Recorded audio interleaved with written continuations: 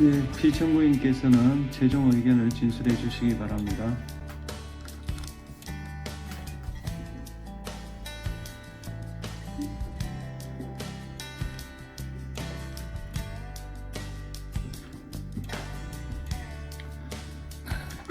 존경하는 재판관 여러분, 그리고 사랑하는 국민 여러분, 작년 12월 3일 비상계엄을 선포한 후 84일이 지났습니다. 제 삶에서 가장 힘든 날들이었지만 감사와 성찰의 시간이기도 했습니다. 저 자신을 돌아보면서 그동안 국민들께 과분한 사랑을 받아왔다는 생각이 들었습니다. 감사한 마음이 들면서도 국민께서 일하라고 맡겨주신 시간에 제 일을 하지 못하고 있는 현실이 송구스럽고 가슴 아팠습니다. 한편으로 많은 국민들께서 여전히 믿어주고 계신 모습에 무거운 책임감도 느꼈습니다. 국민 여러분께 죄송하고 감사하다는 말씀 먼저 드리고 싶습니다. 제가 비상계엄을 선포하고 몇 시간 후 해제했을 때 많은 분들께서 이해를 못하셨습니다. 지금도 어리둥절해 하시는 분들이 있을 겁니다. 계엄이라는 단어에서 연상되는 과거의 부정적 기억도 있을 것입니다. 거대 야당과 내란 공작 세력들은 이런 트라우마를 악용하여 국민을 선동하고 있습니다. 그러나 12.3 비상계엄은 과거의 계엄과는 완전히 다른 것입니다. 무력으로 국민을 억압하는 계엄이 아니라 계엄의 형식을 빌린 대국민 호소입니다. 12.3 비상계엄 선포는 이 나라가 지금 망국적 위기 상황에 처해 있음을 선언하는 것이고, 주권자인 국민들께서 상황을 직시하고 이를 극복하는 데 함께 나서달라는 절박한 호소입니다. 무엇보다 저 자신 윤석열 개인을 위한 선택은 결코 아니었다는 사실을 분명히 말씀드립니다. 저는 이미 권력의 정점인 대통령 자리에 있습니다. 대통령에게 가장 편하고 쉬운 길은 힘든 일을 굳이 벌이지 않고 사회 여러 세력과 잘 타협하고 모든 사람들에게 듣기 좋은 말을 하면서 임기 5년을 안온하게 보내는 것입니다. 일하겠다는 욕심을 버리면 치열하게 싸울 일도 없고 어려운 선택을 할 일도 없어집니다.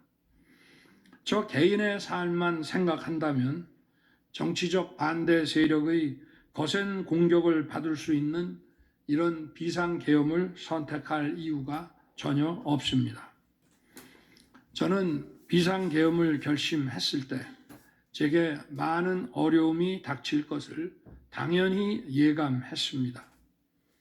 거대 야당은 제가 독재를 하고 집권 연장을 위해 비상계엄을 했다고 주장합니다. 내란죄를 씌우려는 공작 프레임입니다. 정말 그런 생각이었다면 고작 280명의 실무장도 하지 않은 병력만 투입하도록 했겠습니까? 주말이 아닌 평일에 계엄 선포를 하고 계엄을 선포한 후에 병력을 이동시키도록 했겠습니까? 심판정 증거조사에서 드러난 사실에 의하면 그나마 계엄 해제 요구 결의 이전에 국회에 들어간 병력은 106명에 불과하고 본관에 들어간 병력은 15명입니다. 15명이 유리창을 깨고 들어간 이유도 자신들의 근무 위치가 본관인데 입구를 시민들이 막고 있어서 충돌을 피하기 위해 불 꺼진 창문을 찾아 들어간 것입니다. 또한 국회의 해제 요구 결의가 이루어진 이후에 즉시 모든 병력을 철수했습니다. 투입된 군의 병력이 워낙 소수이다 보니 국회 외곽 경비와 질서 유지는 경찰에 요청했습니다. 경찰은 인근 전장년 집회 대응 경력 300명을 국회 외곽에 보냈습니다.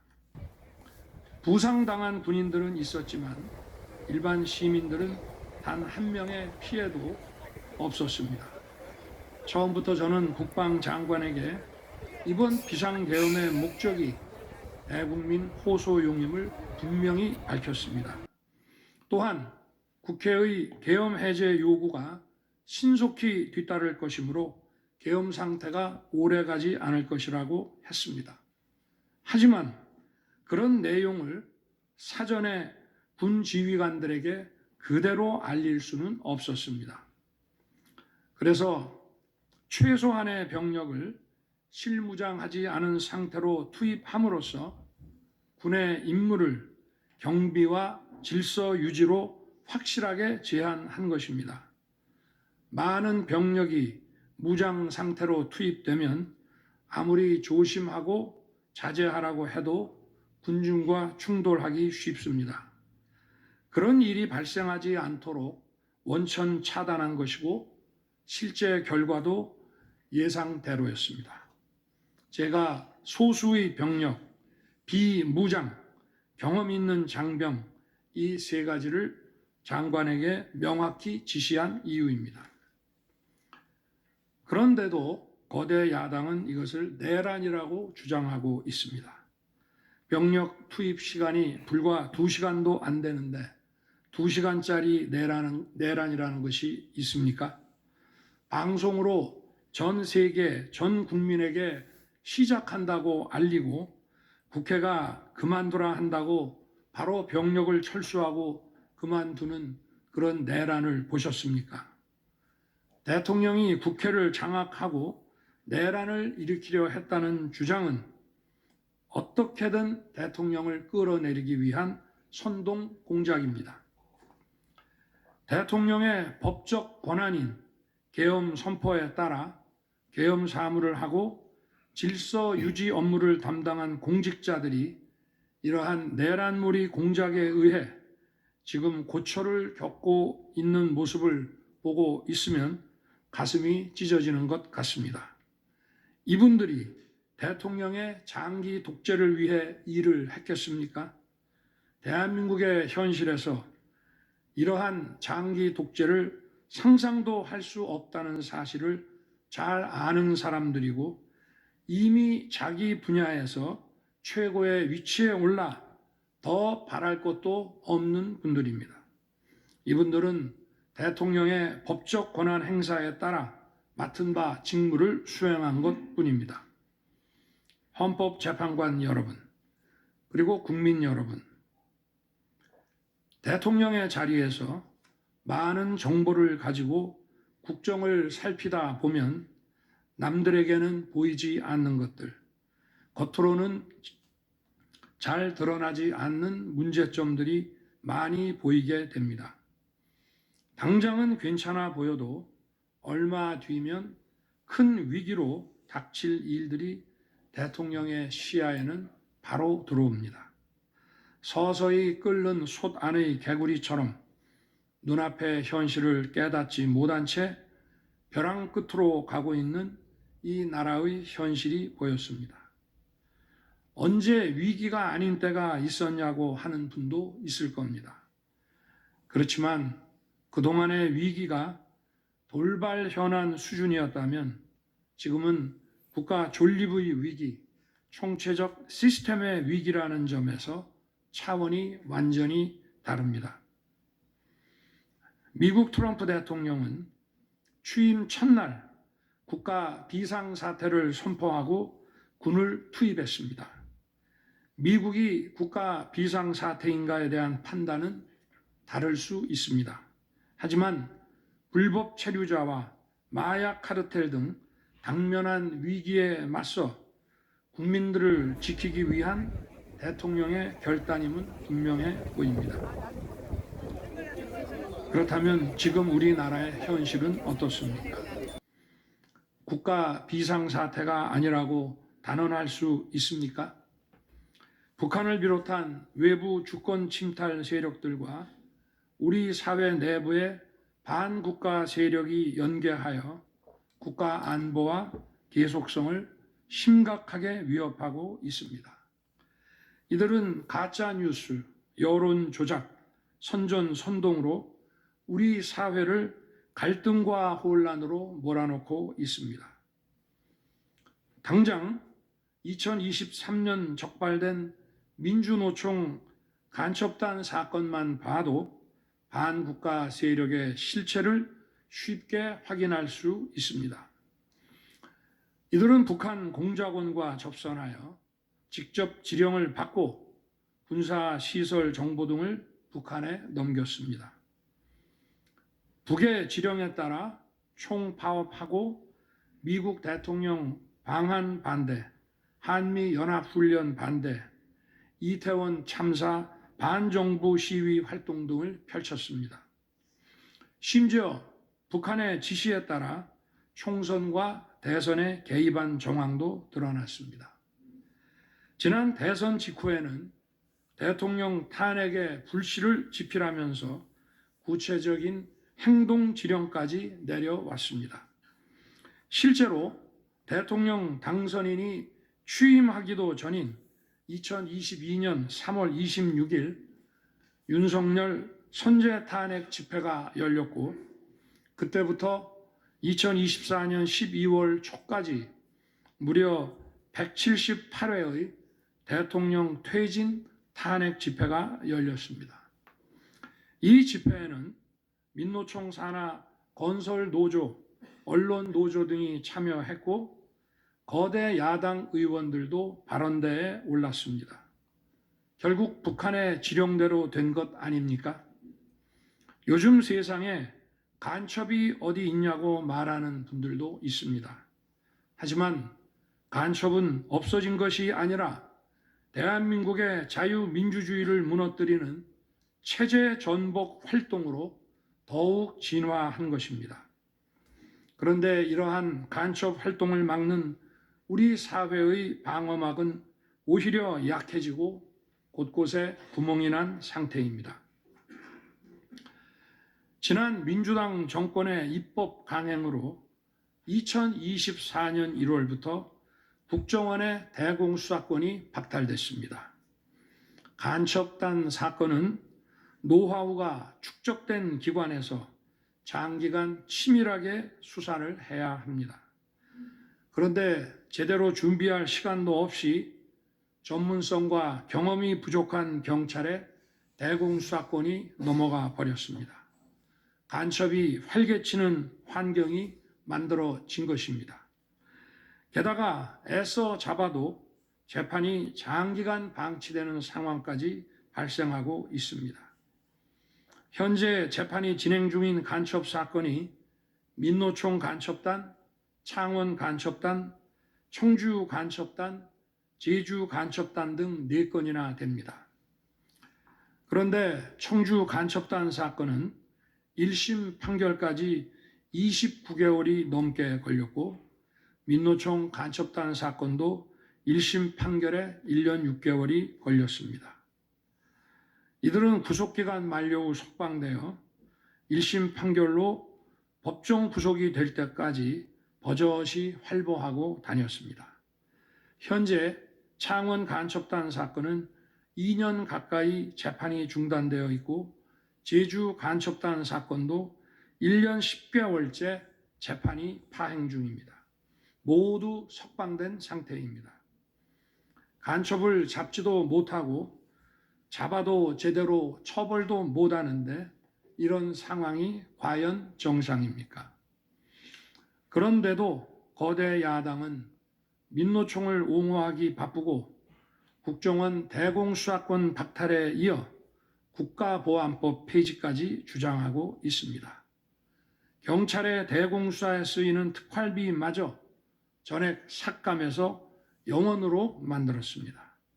한마디로 간첩을 잡지 말라는 것입니다. 작년에는 중국인들이 드론을 띄워 우리 군사기지, 국정원 국제공항과 국내 미군 군사시설을 촬영하다 연이어 적발되었습니다. 이들을 간첩죄로 처벌하기 위해서는 법률을 개정해야 하는데 거대 야당이 완강히 거부하고 있습니다. 국가 핵심 기술을 유출하는 산업 스파이도 최근 급증하고 있습니다. 반도체, 디스플레이 등 기술 유출 피해가 수십조 원에 달하는데 그 3분의 2가 중국으로 유출됩니다.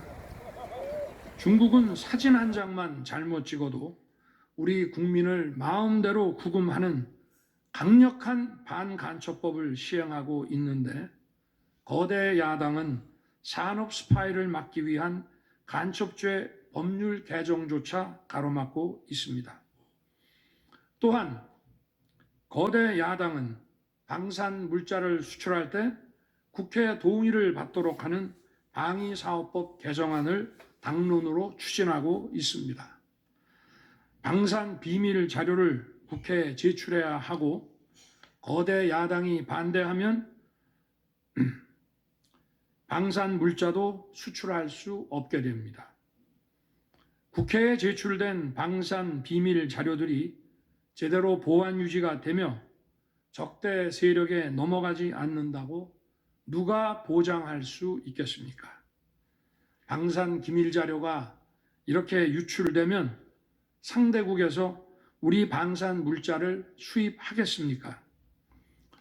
북한, 중국, 러시아가 원치 않는 자유세계에 방산 수출을 하지 말라는 말과 같습니다.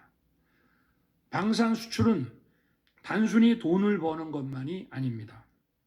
수출 상대국과 전략적 연대를 강화하고 더 나아가 자유세계 많은 국가들과 국방 협력을 이루어서 우리의 안보를 튼튼하게 하는 것입니다. 이러한 방산 수출을 권장하기는커녕 이렇게 방해하는 것이 결국 누구에게 도움되는 것입니까? 거대 야당은 우리 국방력을 약화시키고 군을 무력화하는 데도 앞장서고 있습니다. 여러분이 다 아시는 바와 같이 북한은 우크라이나에 많은 병력을 파병하여 러시아와 군사 밀착을 시도하고 있습니다. 우리에게 매우 심각한 안보 위협입니다. 그런데도 이를 살피기 위해 참관단을 보내려 하자 거대 야당은 당시 신원식 국방장관 탄핵까지 겁박하며 결사적으로 이를 막았습니다. 심지어 거대 야당은 우크라이나 참관단 파견, 대북 확성기와 오물풍선 대응 검토 등 군의 정당한 안보 활동까지 외환죄라고 우기고 있습니다. 국가와 국민의 안전을 지키려는 대통령을 전쟁광이라고 비난하고 북핵 위협에 대응하는 한미일 합동훈련을 극단적 친일 행위라고 매도했습니다. 1차 대통령 탄핵 소추안에는 북중러를 적대시하는 것이 탄핵 사유라고 명기했습니다.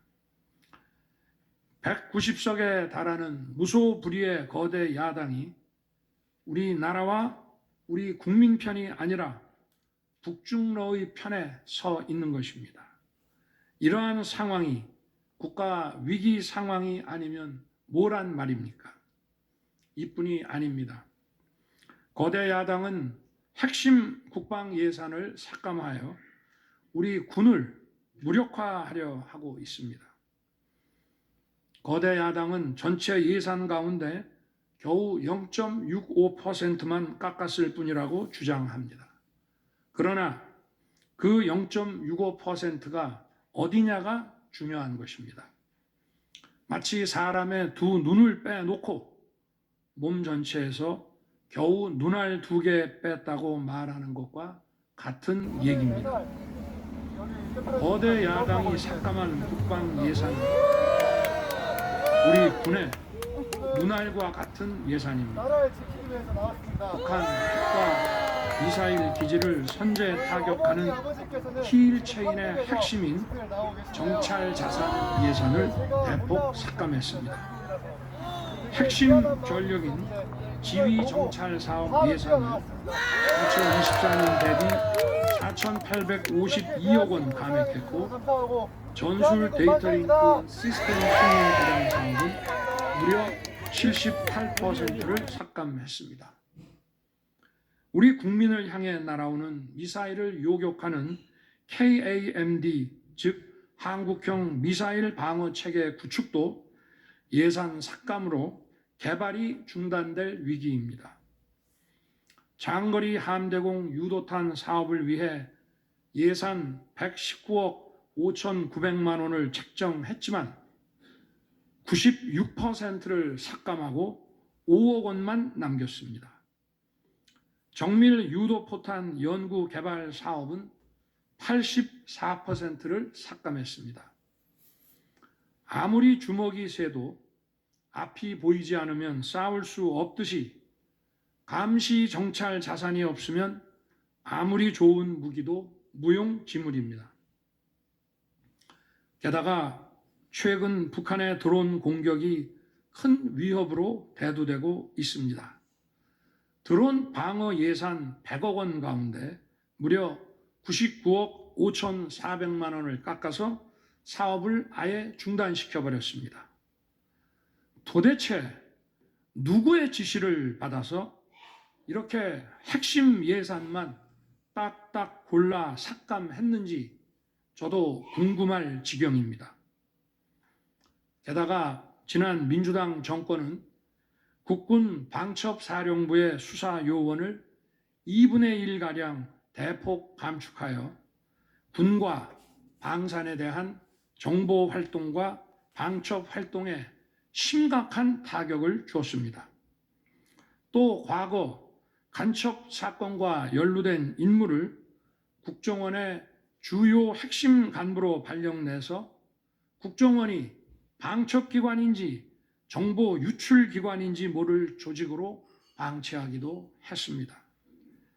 지난 정부 시절 이런 일을 주도한 인물들이 여전히 거대 야당의 핵심 세력으로서 우리의 안보를 흔들고 있습니다.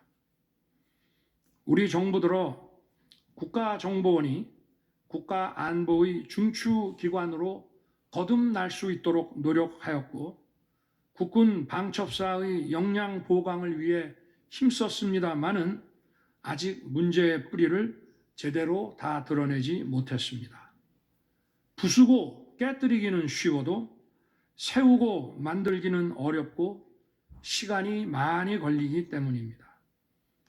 이런 상황이 겉으로는 멀쩡한 것처럼 보이지만 실질적으로 전시사변에 못지않은 국가 위기 상황이라고 저는 판단하고 있습니다. 거대 야당은 야당에 대한 대통령의 인식을 탓하기 전에 공당으로서 국가에 대한 책임 있는 자세와 신뢰를 보여주는 게 우선이라고 저는 생각합니다.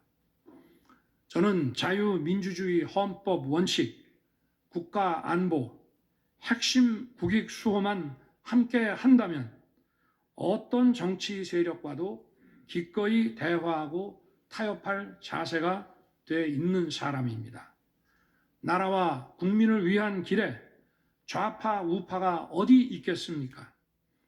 하지만 자유를 부정하는 공산주의, 공산당 일당 독재, 유물론에 입각한 전체주의가 다양한 속임수로 우리 대한민국에 스며드는 것은 막아야 합니다. 이런 세력과 타협하고 흥정해서는 안 된다고 생각합니다. 우리가 가치를 공유하지 않는 나라와도 교육도 할 수 있고 국제 협력, 상호 이익을 추구할 수도 있습니다. 하지만 우리 정치 체제에 영향을 미치고 스며드는 것은 막아야 합니다. 그것이 국방 안보만큼 중요한 정치 안보입니다. 바로 우리의 자유민주주의를 지키는 길입니다. 자유민주주의 국가의 공당이라면 이런 세력을 옹호하고 이런 세력과 손잡는 일은 절대 해서는 안 되는 것입니다. 재판관 여러분, 그리고 국민 여러분, 거대 야당은 제가 취임하기도 전부터 대통령 선제 탄핵을 주장했고 줄탄핵, 입법 폭주, 예산 폭거로 정부의 기능을 마비시켜 왔습니다. 거대 야당은 이러한 폭주까지도 국회의 정당한 권한 행사라고 강변합니다. 그러나 국회의 헌법적 권한은 국민을 위해 쓰라고 부여된 것입니다. 자신들의 정치적 목적을 위해 정부 기능을 마비시키는데 그 권한을 악용한다면 이는 헌정 질서를 붕괴시키는 국헌문란의 다름 아닙니다. 또한 거대 야당은 제가 비상계엄으로 국회의 권능을 마비시키려 했다며 내란몰이를 계속하고 있습니다. 하지만 거대 야당은 제가 대통령에 취임한 이후, 아니 취임하기도 전부터 지금까지 지속적으로 끈질기게 정부의 권능을 마비시켜 왔습니다. 마치 정부를 마비시키는 것이 유일한 목표인 것처럼 국회의 권한을 마구마구 휘둘러 왔습니다. 국회의원과 직원들의 출입도 막지 않았고 국회 의결도 전혀 방해받지 않은 2시간 반짜리 비상계엄과 정부 출범 이후 2년 반 동안 줄탄핵, 입법 예산 폭거로 정부를 마비시켜온 거대 야당 가운데 어느 쪽이 상대의 권능을 마비시키고 침해한 것입니까? 거대 야당은 국무위원들은 물론이고 방통위원장, 검사, 감사원장에 이르기까지 탄핵하고 또 탄핵했습니다. 탄핵 사유가 되는지 여부는 전혀 중요하지 않았습니다. 심지어 거대 야당 대표를 노려봤다고 장관을 탄핵하기도 했습니다. 일단 탄핵해서 직무를 정지시켜 놓고 정작 헌재 탄핵 심판에서는 탄핵 사유를 마음대로 변경하는 황당한 일도 반복해 왔습니다.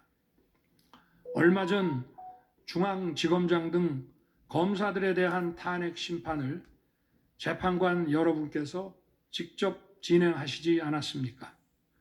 기자회견장에서 거짓말을 했다는데 실제로는 그 기자회견장에 나오지도 않았고 국정감사에서 허위 증언을 했다는데 정작 국정감사에 출석하지도 않았습니다.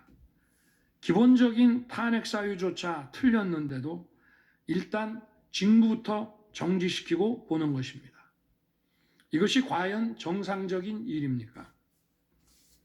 거대 야당의 공직자 줄 탄핵은 정부 기능을 마비시키는 차원을 넘어 헌정 질서 붕괴로 치닫고 있습니다. 이태원 참사가 발생하자 거대 야당은 연일 진상규명을 외치면서 참사를 정쟁에 이용했습니다. 급기야 행정안전부 장관을 탄핵했습니다. 당시 북한이 민노총 간첩단에게 보낸 지령문에 이런 내용이 있습니다. 이번 특대형 참사를 계기로 사회 내부에 세월호 참사 진상규명 투쟁과 같은 정세 국면을 조성하는 데 중점을 두고 각계각층의 분노를 최대한 분출시켜라. 거대 야당이 북한 지령을 받은 감첩단과 사실상 똑같은 일을 벌인 것입니다. 이야말로 사회의 갈등과 혼란을 키우는 선동 탄핵이라 할 것입니다. 거대 야당은 자신들의 당 대표를 수사하는 검사들도 줄줄이 탄핵하고 서울중앙지검장까지 탄핵했습니다. 검사 탄핵은 그 자체로도 수사 방해이지만 검사 탄핵을 지켜보는 판사들에 대한 겁박이 되기 마련입니다. 야당 대표에 대한 검찰 수사를 막고 야당 대표의 범죄를 심판할 판사들까지 압박하기 위한 방탄 탄핵인 것입니다. 급기야 거대 야당은 지난 정부의 이적 행위를 감사하던 감사원장까지 탄핵했습니다. 거대 야당은 감사원장 탄핵 소추안에 사드 정식 배치 고의 지연 의혹 감사를 탄핵 사유로 포함시켰습니다. 이 사건은 지난 민주당 정부의 안보라인 고위직 인사 4명이 주한 중국 대사관 무관에게 사드 배치 작전명, 작전 일시, 작전 내용 등 국가 기밀 정보를 넘겨준 간첩 사건입니다. 감사원은 이를 적발하고 검찰에 수사 의뢰하는 등 감사 조치를 진행하였는데 이것이 탄핵 사유라는 것입니다. 자신들의 간첩 행위를 무마하기 위한 이적 탄핵이 아닐 수 없습니다.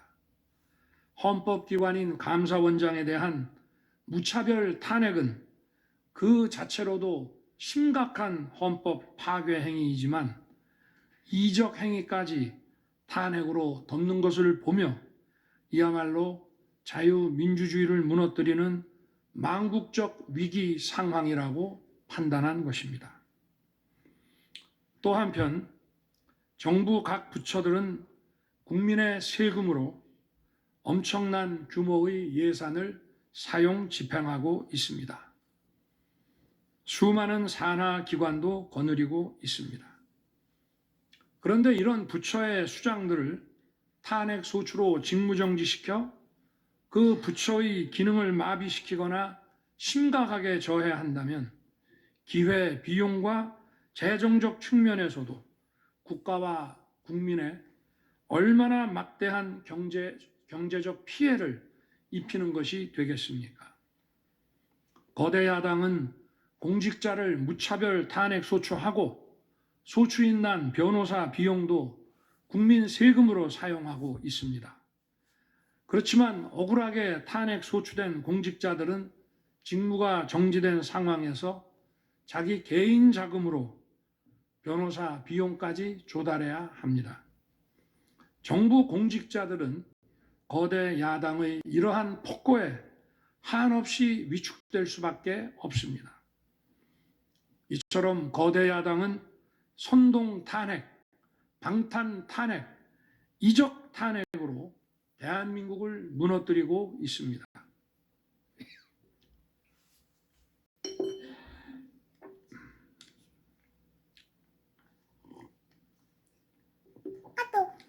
우리나라 선거 가운데 대통령 선거가 기간도 가장 길고 국민적 관심도 가장 큽니다. 그만큼 직선 대통령의 민주적 정당성은 다른 선출직 공직자에 비해 그 무게가 다릅니다. 과거 우리나라 민주화 운동은 한마디로 대통령 직선제 확보였다고 해도 과언이 아닙니다. 그런데 거대 야당은 대선이 끝나자마자 동조 세력과 연대하여 아직 취임도 하지 않은 대통령 당선인을 상대로 선제 탄핵과 퇴진 운동을 벌이기 시작했고 지난 2년 반 동안 오로지 대통령 끌어내리기를 목표로 정부 공직자 줄탄핵 그리고 입법과 예산 폭거를 계속해 왔습니다. 헌법이 정한 정당한 견제와 균형이 아니라 민주적 정당성의 상징인 직선 대통령 끌어내리기 공작을 그야말로 쉼없이 해온 것입니다. 이것이 국헌문란이 아니면 도대체 어떤 것이 국헌문란 행위이겠습니까?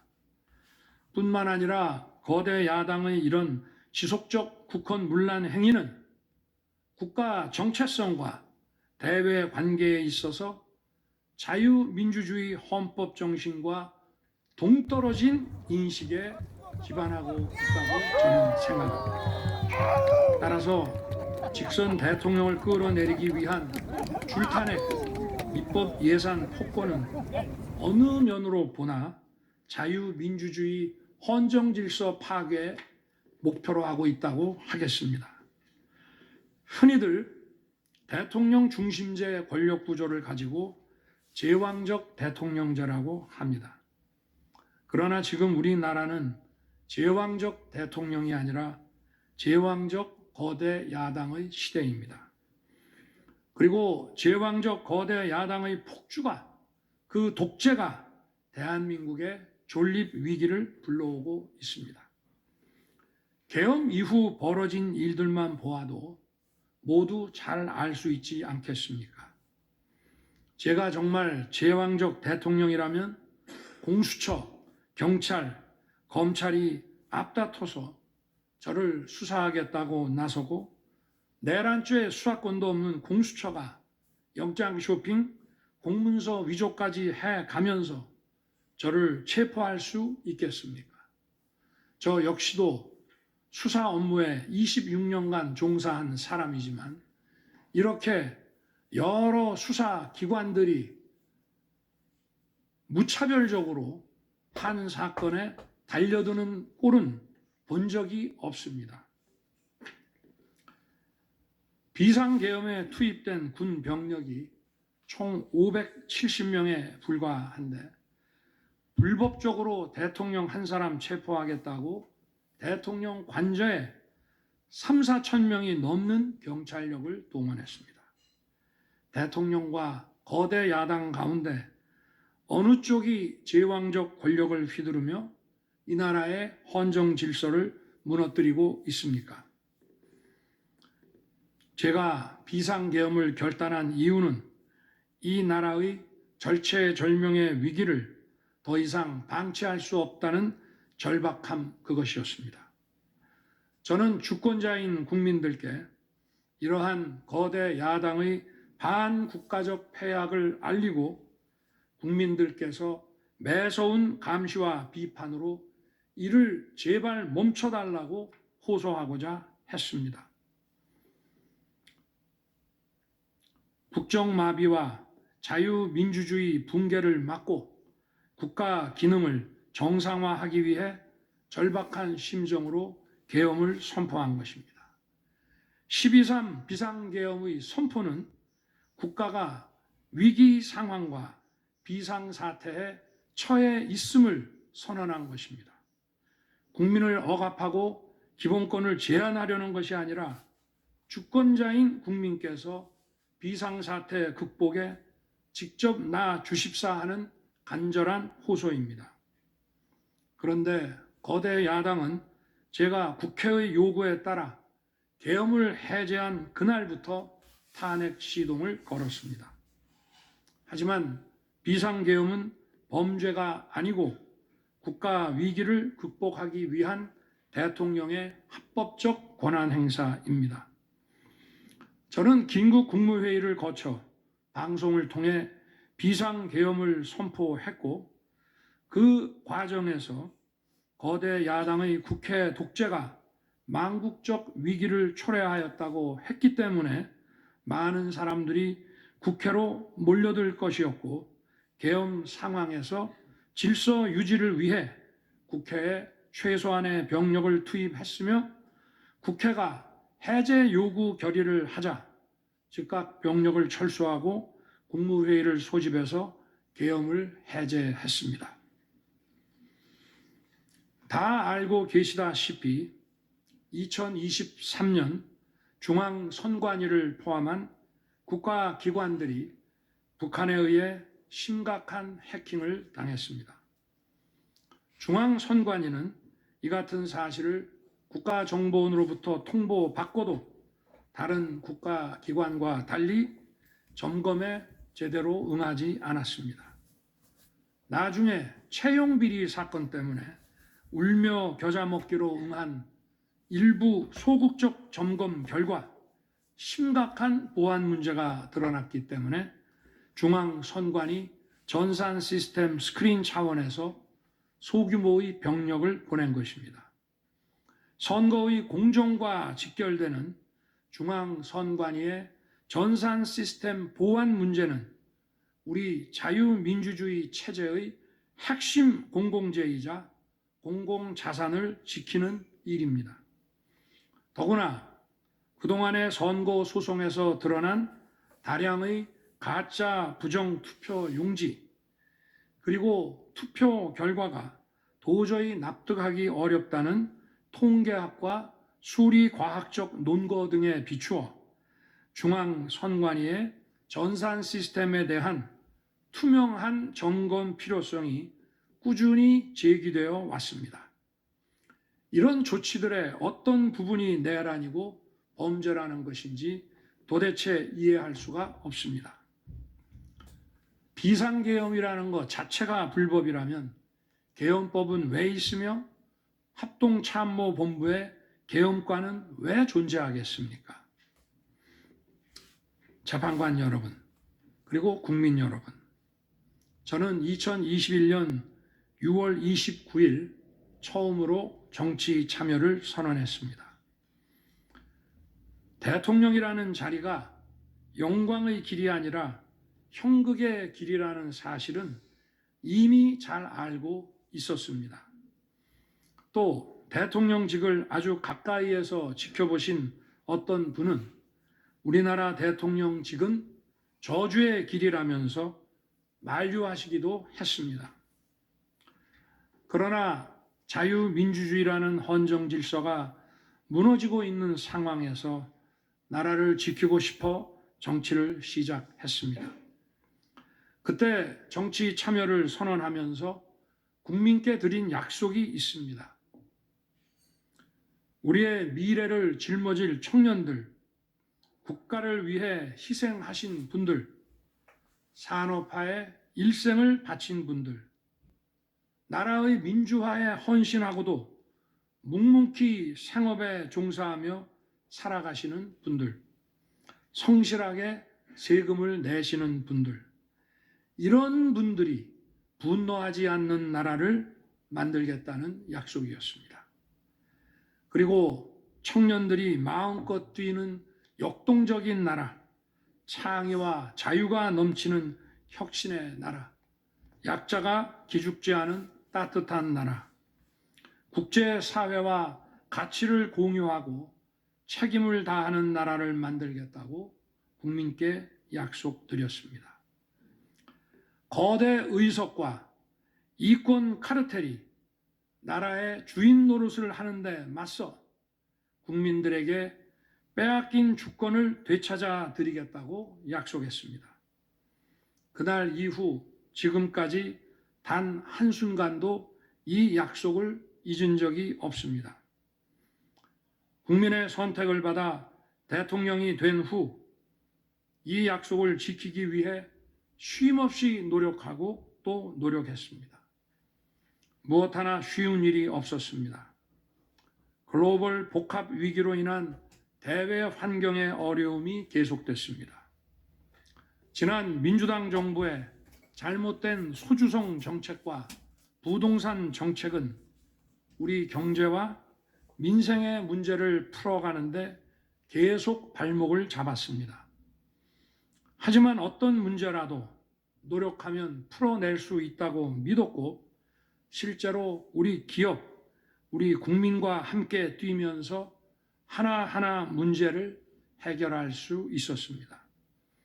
기쁘고 보람 있는 일도 많았고 부족하고 아쉬운 일도 있었습니다. 무엇보다 국가 안보와 국민 안전을 지키는 제복 입은 공직자에 대한 처우 개선 추진이 보람된 일이었습니다. 지난 민주당 정권은 반일 선동에만 열을 올렸지만 우리 정부에서는 1인당 GDP가 일본을 앞질렀고 우리 인구의 2배 반이 넘는 경제 강국 일본과 수출액 차이가 작년에는 불과 수십억 불 규모로 좁혀졌습니다. 20년 전에 비해 100분의 1, 지난 민주당 정부에 비해 수십분의 1로 줄어든 것입니다. 또 작년에 30번이나 열었던 전국 순회 민생 토론회 기억이 많이 납니다. 국민의 어려움을 직접 듣고 많은 일을 현장에서 해결해 드리면서 국민과 같이 웃기도 했고 같이 울기도 했습니다.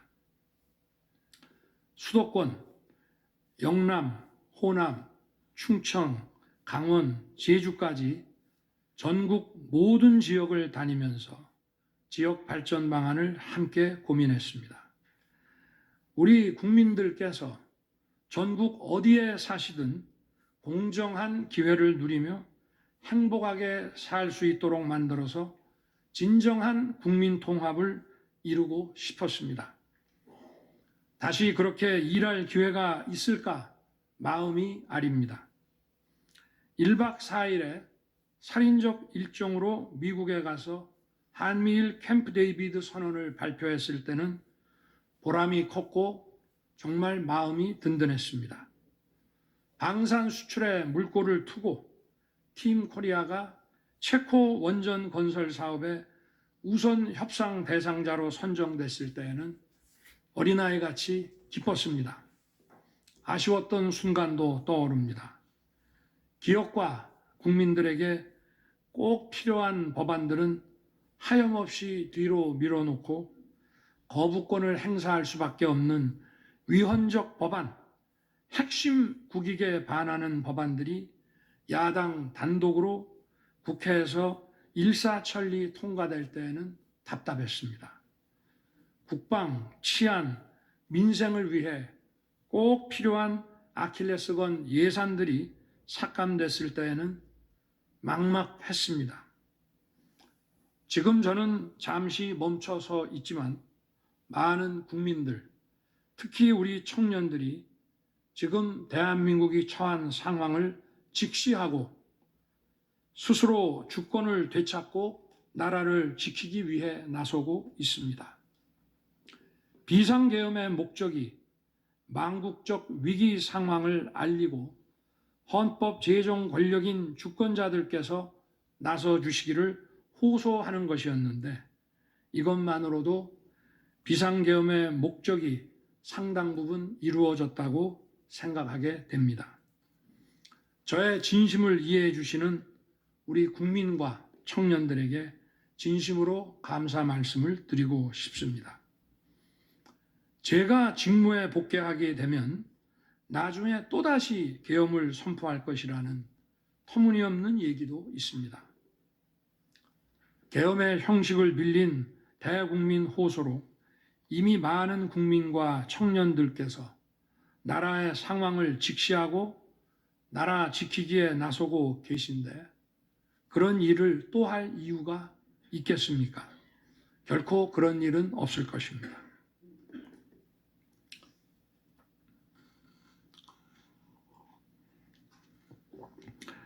헌법재판관 여러분, 그동안 심판정에서 다루어진 쟁점들 가운데 두 가지에 대해서만 간략히 말씀드리겠습니다. 세세한 사실관계를 언급하기보다 상식선에서 간단히 말씀드리겠습니다. 우선 제가 국회의원을 체포하거나 본회의장에서 끌어내라고 했다는 것입니다. 정말 터무니없는 얘기입니다. 상식적으로 이렇게 해서 도대체 뭘 어떻게 하겠습니까? 의원들을 체포하고 끌어내서 계엄 해제를 늦추거나 막는다 한들 방송으로 온 국민과 전 세계가 지켜보고 있는데 그 다음에 뭘 어떻게 하겠습니까? 계엄 당일 국회의장의 발언대로 국회는 어디서든 본회의를 열어 계엄 해제를 의결할 수 있습니다. 영화나 소설에 나오기도 하지만 현실적으로 이런 일을 하려면 군으로 국가를 완전히 장악하는 계획과 정치 프로그램을 미리 가지고 있어야 합니다. 그런데 실제 상황이 어땠습니까? 계엄 사무를 담당할 주요 지휘관들이 계엄 직전에 어디에 있었는지 이 심판정에서 다 드러났습니다. 장관 재가를 받아 지방 휴가를 가거나 부부 동반 만찬, 간부 만찬 회식을 하다가 대통령의 계엄 선포 직후에야 국방장관으로부터 업무 지시를 받았습니다. 준비된 치밀한 작전 계획이나 지침이 없었기 때문에 혼선과 허술함도 있었습니다. 국방장관이나 지휘관들이나 경험이 풍부한 군사 전문가들인데 이들이 왜 이랬겠습니까? 12.3 계엄 선포는 계엄의 형식을 빌린 대국민 호소이고 과거 계엄과는 다른 것이었기 때문입니다. 이미 민주주의를 수십 년 경험하고 몸에 밴 우리 50만 군이 임기 5년 단임 대통령의 사병 노릇을 할 리가 있습니까? 제가 비상계엄을 선포한 이유는 오로지 주권자인 국민들에게 국회의 망국적 독재로 나라가 위기에 빠졌으니 이를 직시하고 감시와 비판의 견제를 직접 해달라는 것이었습니다. 공화국의 대의제 위기에 헌법 제정 권력인 주권자가 직접 나서야 한다는 호소였습니다. 의원을 체포하거나 끌어내라고 했다는 주장은 국회에 280명의 질서유지 병력만 계비간 상태에서 앞뒤가 맞지 않는 얘기입니다. 국회가 비어있는 주말도 아니고 회기 중인 평일에 이런 병력으로 터무니없는 얘기입니다. 의원만 300명이고 직원들과 보좌진을 합치면 몇천 명이 넘습니다.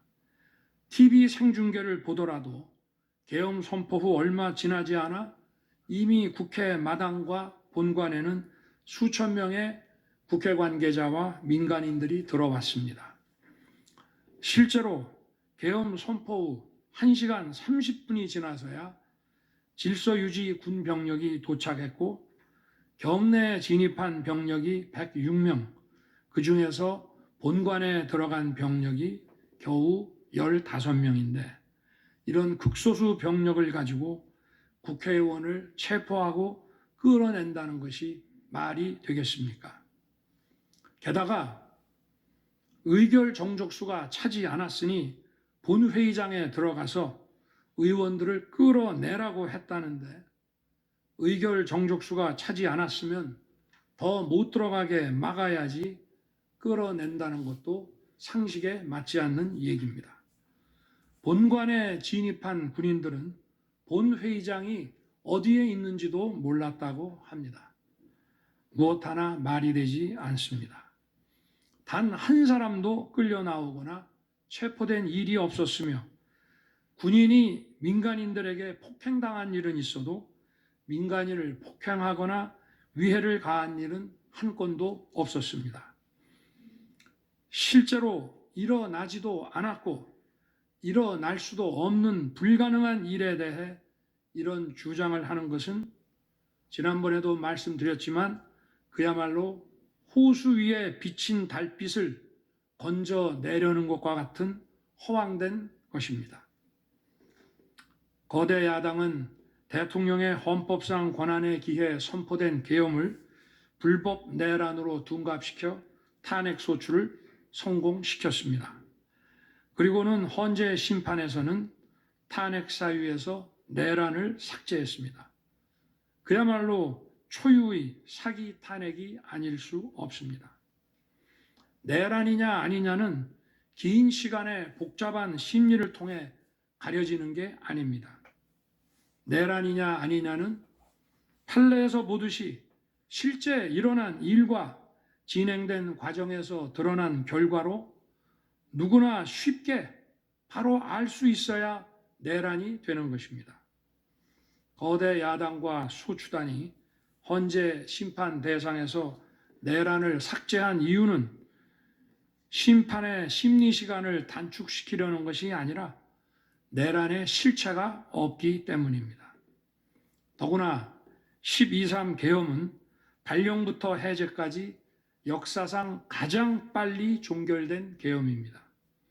그러다 보니 계엄사령부 조직도 구성되지 못했고 예하 수사본부 조직도 전혀 만들어지지 못한 채 그냥 계엄이 종료됐습니다.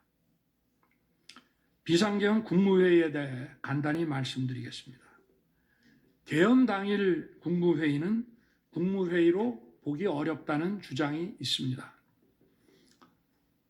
그런데 국무회의를 할 것이 아니었다면 도대체 12월 3일 밤에 국무위원들이 대통령실에 온 이유를 오히려 제가 묻고 싶습니다. 국무회의가 아니라 간담회 정도였다는 주장도 있습니다만 그날이 간담회를 할 상황은 아닙니다. 간담회는 의사 정족수도 없는데 국무회의 의사 정족수가 찰 때까지 왜 기다렸겠습니까? 당일 저녁 8시 반부터 국무위원들이 차례로 오기 시작했고 저는 비상계엄에 대해 설명하고 국방장관은 계엄의 개요가 기재된 비상계엄 선포문을 나눠줬습니다. 국무위원들은 경제적, 외교적으로 어려움이 있다고 우려했고 저는 대통령으로서 각 부처를 관장하는 국무위원들의 생각과 다른 생각을 가지고 있으며 국가가 비상 상황이고 비상한 조치가 필요함을 설명했습니다. 그리고 각 부처 장관의 우려사항, 예를 들어 경제부총리의 금융시장 혼란 우려와 외교장관의 우방국 관계 우려는 제가 걱정하지 말라고 했습니다. 국무위원들이 과거의 계엄을 연상하고 있는 상황에서 저는 그냥 걱정하지 말라고 할 수밖에 없었습니다. 의사 정족수 충족 이후 국무회의 시간은 5분이었지만 그 이전에 충분히 논의를 한 것입니다. 다음 날 새벽 해제 국무회의는 소요 시간이 단 1분이었습니다. 실제 정례 주례 국무회의 경우에도 모두와 마무리 발언 등을 하고 많은 안건을 다루기 때문에 1시간가량 걸리지만 개별 안건의 심의 시간은 극히 짧습니다. 또한 비상계엄을 위한 국무회의를 정례 주례 국무회의처럼 하기는 어렵습니다. 보안 유지가 중요하고 그렇게 해야 혼란도 줄이고 질서 유지 병력도 최소화할 수 있기 때문입니다. 이상민 전 행안부 장관은 지난 심판정에서 그동안 국무회의를 100여 차례 참석했지만 이번 국무회의처럼 실질적으로 열띤 토론이나 의사 전달이 있었던 것은 처음이라고 했습니다. 국무회의 배석을 위해 비서실장과 안보실장도 통상처럼 대통령실로 나오도록 했고 국가 안보의 문제이기도 해서 국정원장도 참석시켰습니다. 1993년 8월 13일 김영삼 대통령께서 긴급 재정경제명령으로 금융실명제를 발표했을 때도 국무위원들은 소집 직전까지 발표한다는 사실 자체를 몰랐고 국무회의록도 사후에 작성됐습니다. 그때 상황은 이인재 당시 노동부 장관께서 이미 공개적으로 설명한 바 있습니다. 그러나 아무도 이를 두고 국무회의가 없었다고 하지 않았고 당시 헌법재판소는 긴급명령 발동을 모두 합헌이라고 결정했습니다. 그 밖에 여러 쟁점들에 대해서는 변호인단의 변론으로 가름하겠습니다. 재판관 여러분, 그리고 국민 여러분, 저는 언젠가 해야 하고 누군가 해야 하는 일이라면 지금 제가 하겠다는 마음으로 대통령직을 수행해 왔습니다. 그래서 임기 전반부 동안 역대 정부들이 표를 잃을까 봐 하지 못했던 교육, 노동, 연금의 3대 개혁을 중심으로 국정개혁 과제를 과감하게 추진했습니다. 30년 동안 지지부진했던 유보 통합의 첫걸음을 떼었고 늘봄 학교와 융복합 고등교육 그리고 지역 산업과의 연계 강화를 위한 과감한 권한 이전 등 교육개혁의 기틀을 마련했습니다. 노사 법치의 틀을 새롭게 세우고 4차 산업혁명 시대에 적응하기 위한 노동 유연화와 노동 보호의 개혁 물꼬도 텄습니다. 국가적 난제였던 연금 개혁도 역대 정부 최초로 방대한 수리 분석과 신층 여론조사를 진행하였고 수용성이 높은 방안을 만들어 국회에 제출했습니다. 대통령 임기 초반에는 국민과 유권자에게 선거 때 약속한 공약과 국정과제의 실천, 또 민생에 영향이 큰 사회개혁의 추진이 우선이기 때문에 이러한 스케줄에 맞춰 일해 온 것입니다. 어느 정권이나 임기 초기에는 선거 공약과 국정과제 이행이 우선이므로 정치개혁에는 신경 쓸 여력이 없습니다. 그러다가 전직 대통령들의 5년 임기가 금방 다 지나갔고 변화된 시대에 맞지 않는 87 체제가 여전히 유지되고 있습니다. 정치가 국민을 불편하게 만들고 나라의 발전을 가로막고 있습니다. 또 국가의 미래를 결정하는 일에 미래의 주역인 청년들이 참여할 수 있도록 정치와 행정의 문턱이 더 낮춰져야 합니다. 제가 직무에 복귀하게 된다면 먼저 87 체제를 우리 몸에 맞추고 미래 세대에게 제대로 된 나라를 물려주기 위한 개헌과 정치개혁의 추진에 후반부를 집중하려고 합니다. 저는 이미 대통령직을 시작할 때부터 임기 중반 이후에는 개헌과 선거제 등 정치 개혁을 추진하겠다는 계획을 가지고 있었습니다. 현직 대통령의 희생과 결단 없이는 개헌과 정치 개혁을 할 수 없습니다. 그래서 내가 이것을 해내자고 생각했던 것입니다.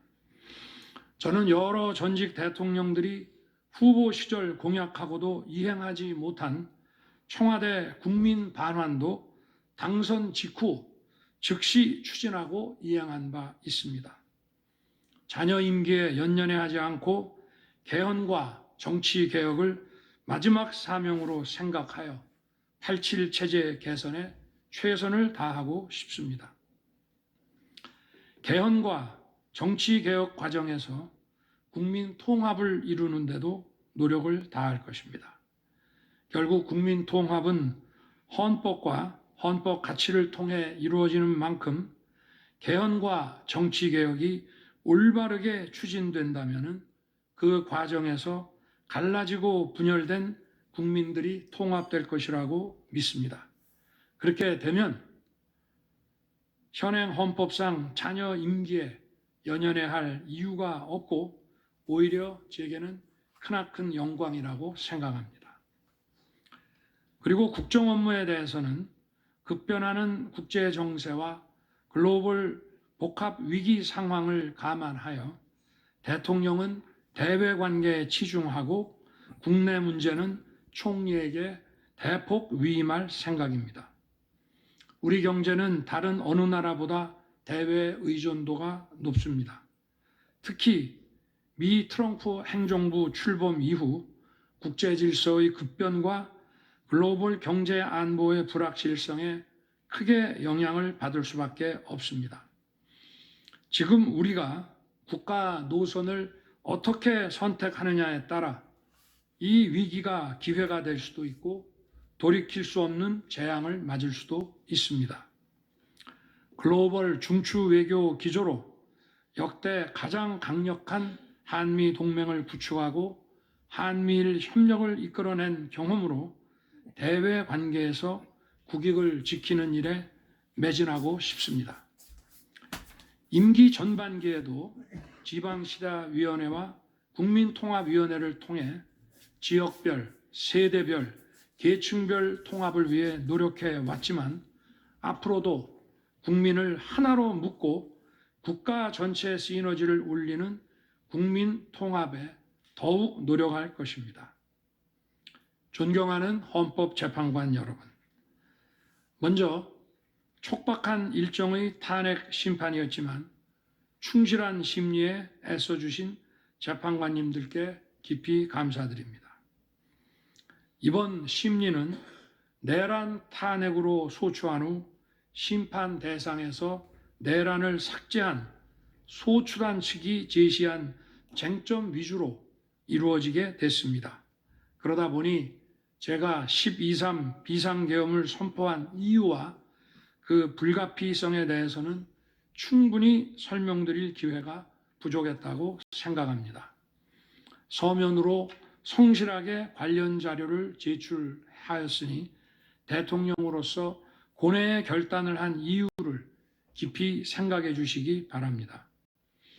또 많은 국가 기밀 정보를 다루는 대통령으로서 재판관님들께 모두 설명드릴 수 없는 부분에까지 재판관님들의 지혜와 해안이 미칠 것이라 믿습니다.